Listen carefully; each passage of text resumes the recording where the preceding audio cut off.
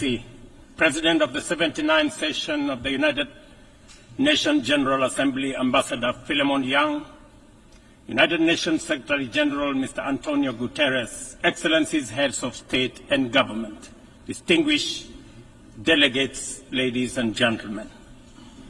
I congratulate you, Ambassador Philemon Yang, on your well-deserved election as President of this session of the General Assembly. Mr. President, I welcome the choice of your theme, Unity in Diversity for the Advancement of Peace, Sustainable Development, and Human Dignity for Everyone, Everywhere, which resonates with the core principles of the 2030 Agenda and aligns closely with the core values and mission of the United Nations. Excellencies, the world is at a challenging moment and in a most precarious international security dispensation. The promise of the United Nations Charter to save succeeding generations from the scourge of war has been profoundly shaken. From land to sea, and from air to the outer space, global peace, security, and stability are increasingly under threat. Conflicts and tensions pervade every frontier, undermining the collective security that international cooperation seeks to uphold. Cases of polarizing narratives, factionalism, social upheavals, organized crime, war, and stockpiling of weapons of mass destruction are at an all-time high. Great power rivalry is intensifying, provoking regional competition and inducing geopolitical and geoeconomic realignments and tensions. The subtle nuances of them versus us has produced negative coalitions, wars, tensions, as well as eroded trust and confidence in global multilateral system. From Gaza to Darfur, Ukraine, Yemen, Eastern DRC, the Sudan, the Sahel, and the criminality in Haiti, conflict is inflicting a trail of destruction of life and livelihoods in historic proportions. These conflicts have become battlegrounds for armed factions, external interventions, and proxy wars, resulting in unprecedented anarchic situations and long-lasting negative repercussions on global stability and economic development. The world cannot realize durable peace, security, and shared prosperity when emphasis is being put on what divides rather than what brings us together. We must therefore promote approaches that support positive competition for all. The perilous security landscape is further complicated by emerging threats stemming from human advancement, cybersecurity threats, and sophisticated cyber attacks on critical infrastructure pose significant risks to national security and global stability. Furthermore, the proliferation of advanced technologies such as artificial intelligence in the military domain and autonomous weapons systems has introduced new challenges for arms control and international regulation. Regrettably, the world's most powerful states have increasingly chosen unilateralism and militarization over dialogue and diplomacy. As a consequence, the capacity of our multilateral institutions to maintain and enforce peace, even in national crises with significant regional impacts, is severely undermined. Even worse, a resurgence of nuclear arms race, buoyed by the intensifying geopolitical rivalries and tensions, has made the possibility of a catastrophic nuclear warfare a real possibility. Our vision of a world free from nuclear weapons and other weapons of mass destruction is dying incrementally. We must not sit back and leave the future of upcoming generations to faith. We must intentionally rise to the occasion to meet the challenges of our time by reaffirming the core values of the UN Charter. We need to muster the political will and collectively reinforce our diplomatic efforts to confront the security threats through comprehensive, multi-pronged, and context-specific approaches. Excellencies, Kenya's commitment to international peace and security is unwavering. We continue investing in efforts that promote stability and harmony both within our region and beyond. We are committed to continuing to mediate, facilitate, and support peace initiatives and processes in our region, contributing to regional peace operations and the UN peacekeeping missions. Through our participation in the Africa Union Transition Mission in Somalia, we have stood side by side with our sisterly neighbor, Somalia, in their fight against Al-Shabaab. We are proud that Somalia will soon take up a seat as a non-permanent member of the Security Council, underscoring the tremendous progress achieved in consolidating peace and stability in that country. The UN must, however, continue to support Somalia in forging an agreement on the post-2024 security support. Kenya welcomes the adoption of the Security Council Resolution 2719, establishing a framework for financing Africa Union peace support operations through UN-assessed contributions, thereby enhancing our collective peacekeeping efforts.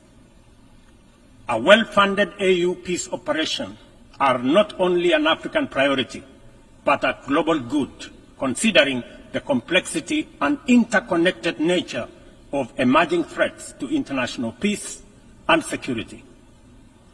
Earlier this year, under the request of the leadership of South Sudan, I launched the all-inclusive Tumaini initiative, bringing together the warring parties and the political leadership of South Sudan to address the root causes of the protracted conflict in that country. I commend the leadership of South Sudan and all the participating parties for their commitment to the peace process. I also thank all regional and international partners for their unwavering support, both political and financial, to the South Sudan Tumaini initiative. Ladies and gentlemen, at the last General Assembly, I announced Kenya's readiness to lead a multinational security support mission to Haiti at the Haitian government's request. Following the Security Council's authorization under Resolution 2699, Kenya has deployed 382 specially trained police officers to Haiti. Just a few days ago, I had the opportunity to visit Haiti, witness the work of our officers in the field, and observe remarkable progress on the ground. Our support for the Haitian National Police has significantly advanced the pacification of cities and towns, protected critical infrastructure, and relieved many communities previously held captive by criminal gangs. I also commend Haiti's political leadership for forging an agreement and a promising roadmap towards free, fair, and democratic elections. We are deeply grateful for the financial and logistical support from the United States, Canada, and other member states that are shouldering this heavy burden. This has been critical to the MSS's deployment thus far. However, Kenya and other Caribbean and African countries are ready to deploy, but are hindered by insufficient equipment, logistics, and funding. I appeal to all member states to stand in solidarity with the people of Haiti by providing necessary support, either directly to MSS contributing countries or through the UN Trust Fund. I must emphasize, however, that Kenya will deploy the additional contingent towards attaining the target of all the 2,500 police officers by January next year. The progress so far in Haiti demonstrates that what was once deemed mission impossible is indeed a present and undeniable possibility. Mr. President, we must candidly acknowledge that international cooperation in its current form has clear limitations. It is constrained by entrenched systems and structures that prevent effective action and meaningful progress. Since the last General Assembly, the global situation has deteriorated across multiple fronts. Conflicts have deepened, economic disparities have widened, and the climate crisis has intensified.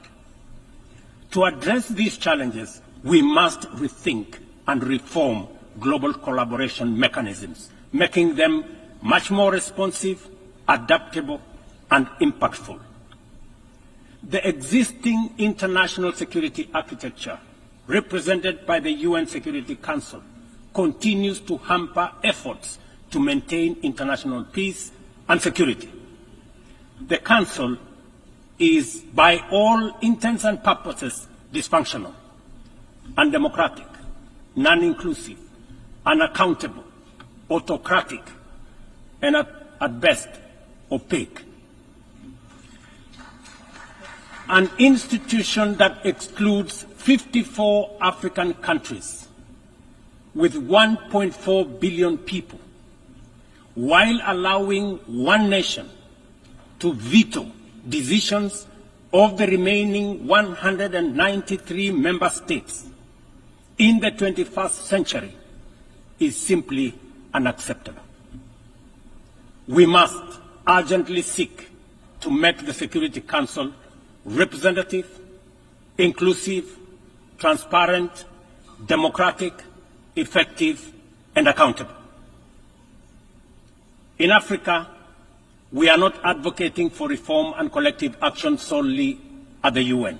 In fact, we are also in the process of comprehensively reforming the African Union to become a fit-for-purpose institution that can effectively represent African nations globally and deliver prosperity. Excellencies, peace and development are inseparable pillars. One cannot flourish without the other. Yet, the 2024 Sustainable Development Goals report paints a bleak picture. Only 17% of targets are on track. Nearly half show minimal or moderate progress, and over one-third have stalled or regressed. The COVID-19 pandemic, escalating conflicts, geopolitical tensions, and climate change have severely impacted progress towards the SDGs and the Paris Agreement goals. Inadequate and unsustainable means of implementation, particularly in financing, technical support, and capacity building, continue to obstruct our efforts to realize the 2030 agenda. Biased methodologies employed by credit rating agencies further disadvantage African countries, making it more difficult to access affordable financing from international capital markets. Additionally, unilateral economic, financial, and trade measures not only impede the full achievement of economic and social development, but also undermine the principles of international cooperation, mutual respect, and sovereignty. Let us pause and reflect on the true significance of this predicament. Many countries in the global south are forced to choose between buying medicine and hospital equipment or paying their debt obligations, and between buying textbooks for school-going children or paying their debt obligations. They are forced to choose between hiring teachers and making sure that there is equipment in schools, or paying their debt. I can go on and on.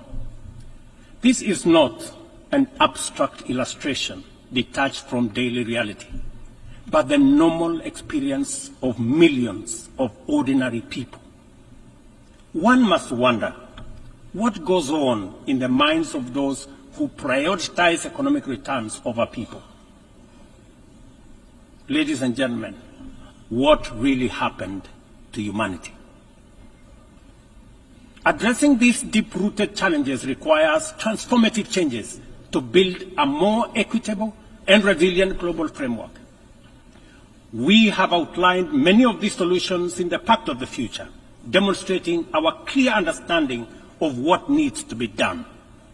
However, we have yet to master the political will necessary to turn these commitments into action. It is a fundamental principle of development that no nation can achieve lasting prosperity if its neighbors remain impoverished. Our economies are interconnected, and the well-being of one directly impacts the other. We must ensure that developing countries have the necessary foundations to claim their rightful place in the 21st century global economy. This is not just a moral and fair imperative. It is a strategic necessity to address systemic challenges such as migration, labor market disparities, climate change, and global security. Strengthening these foundations requires reforming the international financial architecture, facilitating debt relief, concessional long-term at-scale financing, grants, and de-risking lending instruments is essential to increasing investment to develop vital infrastructure and expand critical sectors. Consider Africa's immense untapped potential in clean energy resources. Harnessing this potential is critical not only for the continent's economic growth and social resilience, but also for global priorities like accelerating the energy transition, combating climate change, and diversifying supply chains. Energy-hungry industries such as data centers, mineral processing, and manufacturing are seeking clean and affordable sources which Africa can provide in abundance. Yet, out of the 500 gigawatts of renewable energy added to the global mix in 2023, Africa accounted for less than 3 gigawatts. How is this possible, given the continent's vast natural resources, skilled workforce, and massive energy needs? We cannot allow Africa to be left behind this time round. Affordable financing is essential, but so are transformative policies and inclusive fair trade practices, market access, inclusive international tax cooperation, technology transfer, and capacity building. This is why, at COP28, we launched the Africa Green Industrialization Initiative, aimed at unlocking investments for the continent's immense opportunities. This Pan-African initiative promotes large-scale, high-impact, and bankable green industrial and infrastructure projects. Next month, in Nairobi, we will host an investment forum for the Accelerated Partnership for Renewables in Energy to attract investments for the untapped potential in solar, wind, geothermal, and hydropower. Globally, we also need to improve the tools we already have.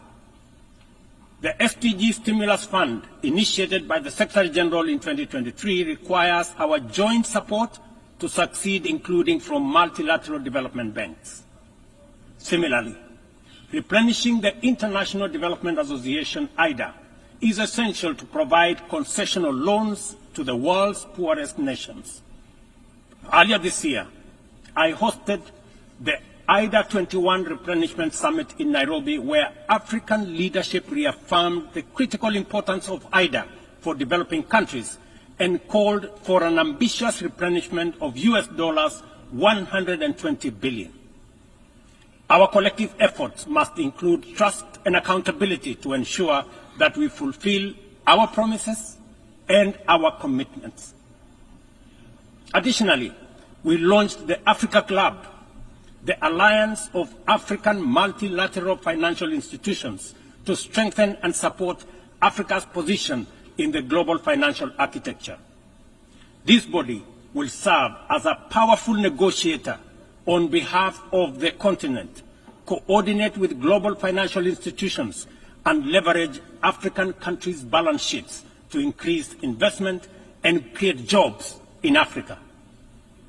We believe that African institutions such as the Afri-Exim Bank, Trade and Development Bank, the Africa Finance Corporation, among others, understand the continent even better.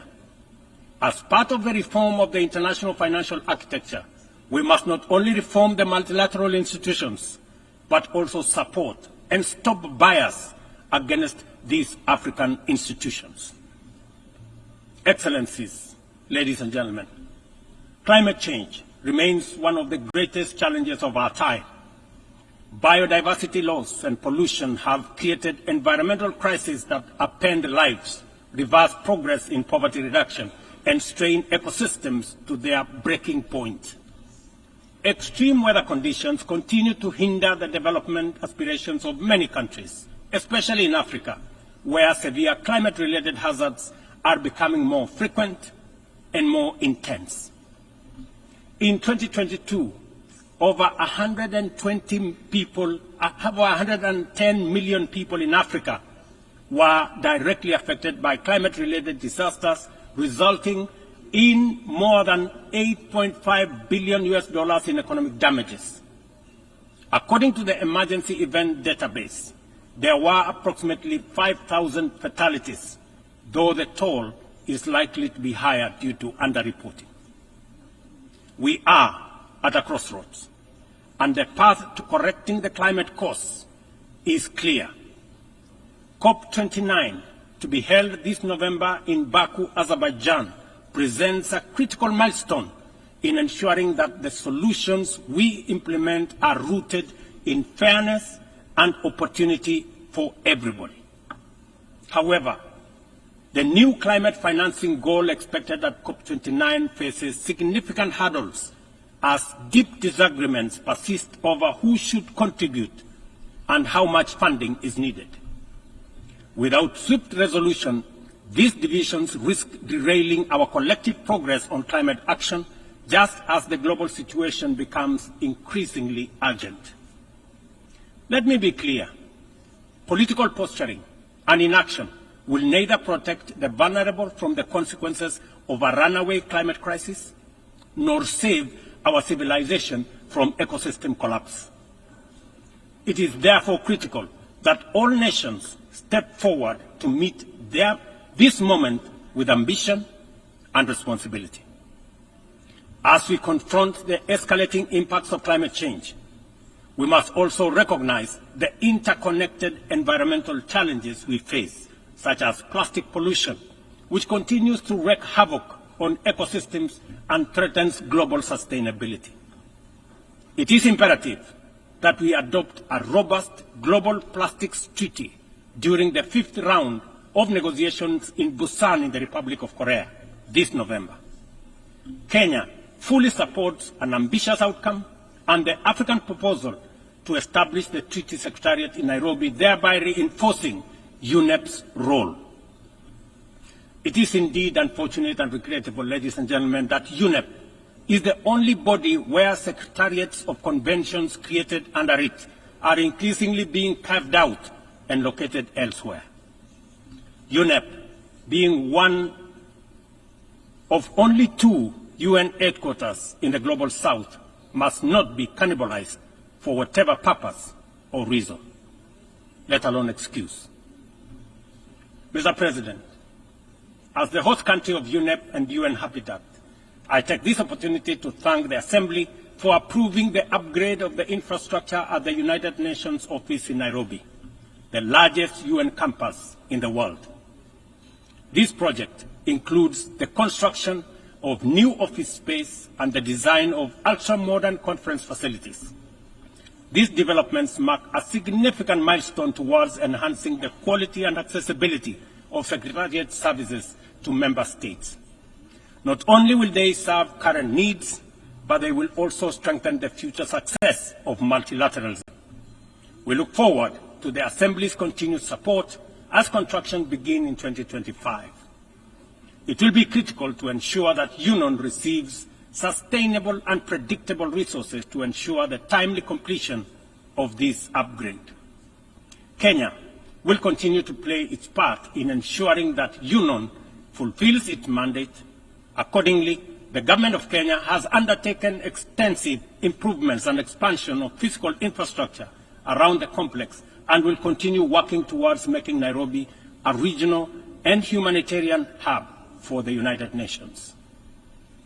Mr. President, Excellencies, ladies and gentlemen, as we reflect on the theme of this session, the call for unity in diversity in the pursuit of peace, development, and human dignity, it is evident that we must reimagine international cooperation to align with the complex realities of the 21st century. Our actions must reflect our ambition and commitment to a world where progress is measured not just by economic growth, but by the well-being, rights, and dignity of every person. The challenges we face, from climate crisis to economic inequality, demand a bold rethinking of how we work together, grounded in mutual respect and shared responsibility. The achievement of the Sustainable Development Goals cannot be reserved for the privileged few.